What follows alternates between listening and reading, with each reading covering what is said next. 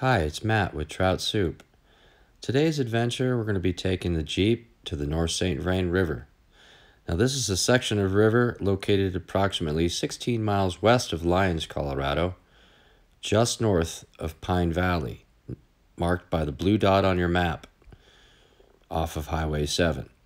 In order to get there, we're going to go into the Roosevelt National Forest and take the Jeep about 1 mile on a 4x4 trail and park on a trailhead.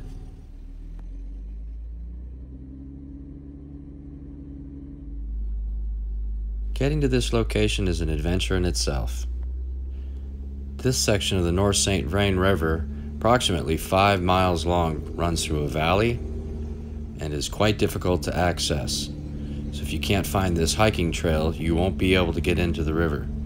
The entire section of the North St. Vrain through this valley is designated as wild trout water. In Colorado, there are 3 types of designations for trout in the waters. There are stocked waters, wild trout waters, like this one on the North St. Vrain, and then native trout waters. Stocked waters, the Division of Wildlife, Fish and Game, stocks catchable-sized trout in those waters. Wild trout waters are naturally sustaining populations of trout through reproduction. And then native trout waters are cutthroats only. Cutthroats are the only native trout to Colorado. It may be hard to tell from the video, but that river that lies on the valley below is the North St. Vrain. It's about 1.5 miles away from us, and there's no trail here. At approximately 1 mile in on the trailhead is the Bright Trailhead. It's 1.7 miles from the start down to the river. There are several scenic overlook points on this trail as we drop just over 1,000 feet from 8,500 to approximately 7,480. This is a scouting trip. I've never been here before, so we're going to explore together. I'll give you some vantage points and views along the way down on the trail and the way back out. We're going to look at the stream together, examining its pocket waters, pools, and runs, and give you a better idea of where to target these wild trout on this type of small stream.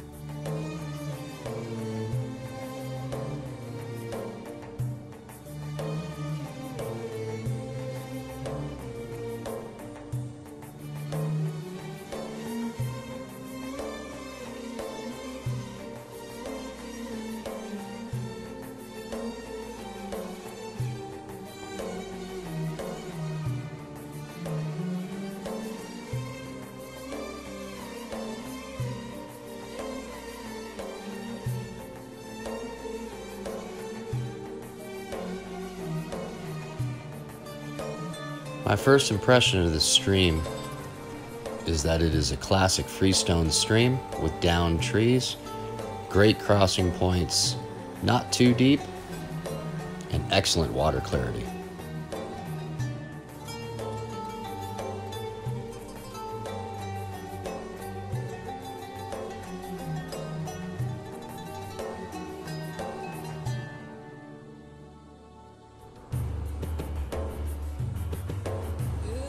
I've already seen a couple of fish rising in this section of stream. It's an excellent deep pool run, so we'll start here. Now, call it old fly fishing ritual, but I like to assemble my fly rod and look down through the guides. Sight through those eyelet holes and make sure that your rod is straight to get the best action and performance out of your rod. One thing I know about fishing these wild trout waters is that you have to approach the pool that you want to fish from the far side. These fish are wary. As you all know, I like to wet wade, and this water is not terribly cold. The only consideration that you'll have for hiking out is wet boots.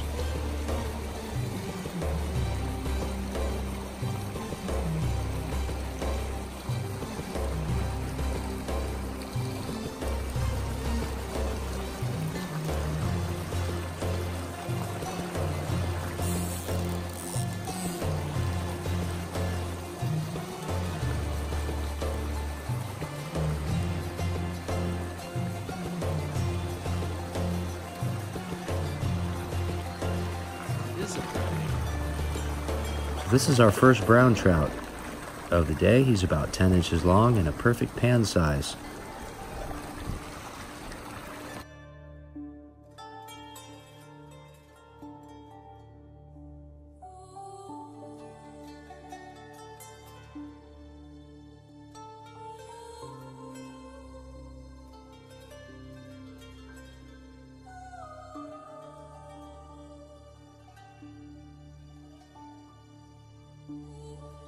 We're going to coat our fly using our dry shake and immediately cast it back in.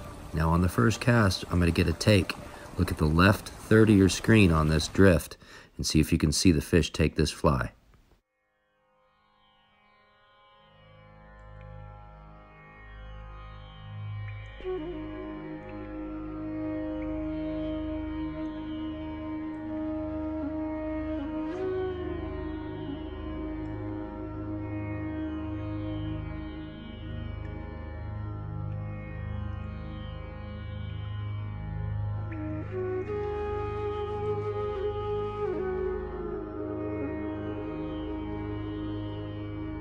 After bringing in our second fish of the day, we recoat our fly with a dry fly powder.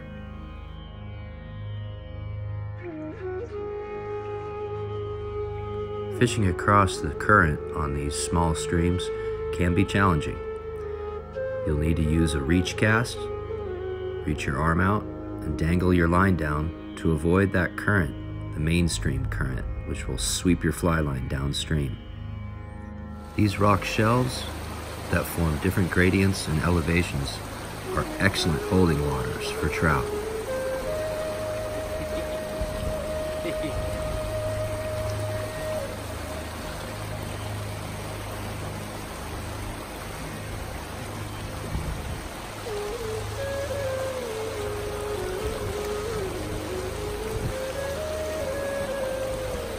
That's a nice one.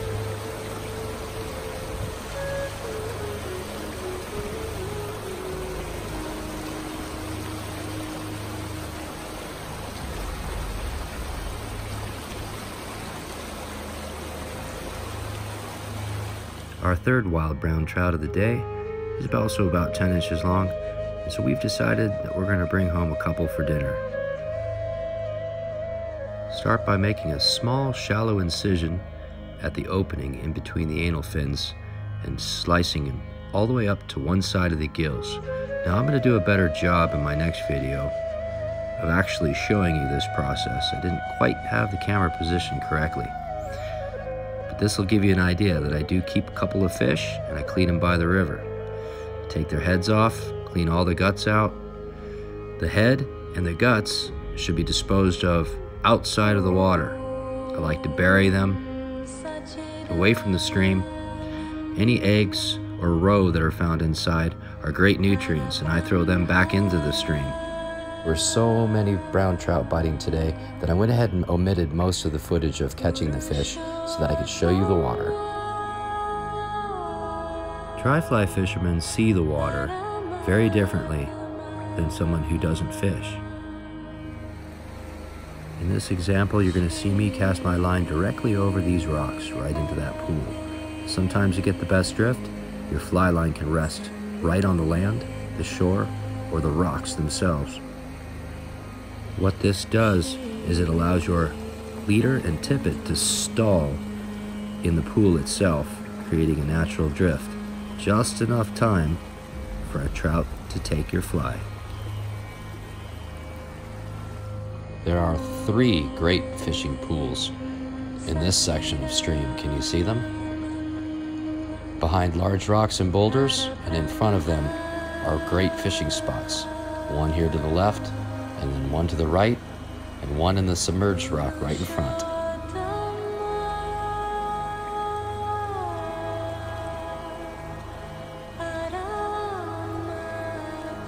We've been using an upstream approach to this point, but I also recommend swinging around to one side or the other of the stream and doing a downstream cast.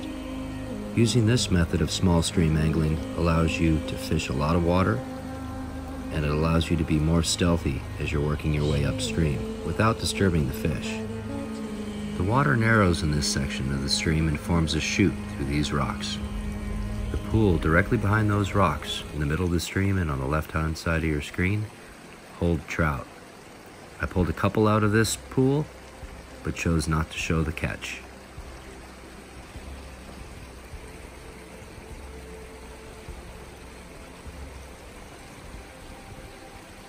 When you see a section of stream that looks like this, you're going to be getting excited. This type of water will always hold trout. In fact, in a section like this, if you're fishing and this is your first approach to this stream and you haven't caught anything or seen anything, and you don't pull any fish out of water that looks like this, then there are no fish in this stream. A slow, methodical approach to this stream offers a great fly fishing section in the tail out portion and then working our way up.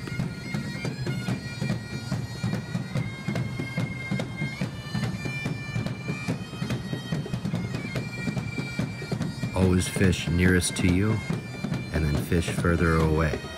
In this method, I was able to land 7 different brown trout out of this one section of stream by pulling them into me and not disturbing the section that I wanted to work my way to. What a great hole this was. Next time I visit, I'm going to pull a big streamer through here and see if we can get a big brown.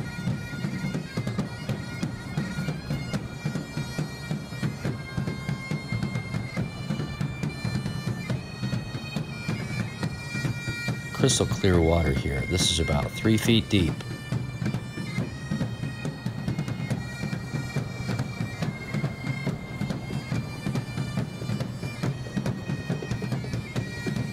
I hope you didn't mind me showing you all this beautiful water on this stream. My purpose was to show the water itself and not the fish that I was catching. Time to head back up the trail. After about an hour and 20 minutes of fishing, looking out east, we got blue sky. But from the west, a little storm system has moved in over us, clouded things over. Time to head up. I hooked into too many fish to keep track of today, so we took 3 home for the frying pan. Overall, I would highly recommend this stream. It offers a beautiful hike down along a well-marked trail, easy navigation once you're down to the stream, both upstream and downstream, and an abundance of wild trout.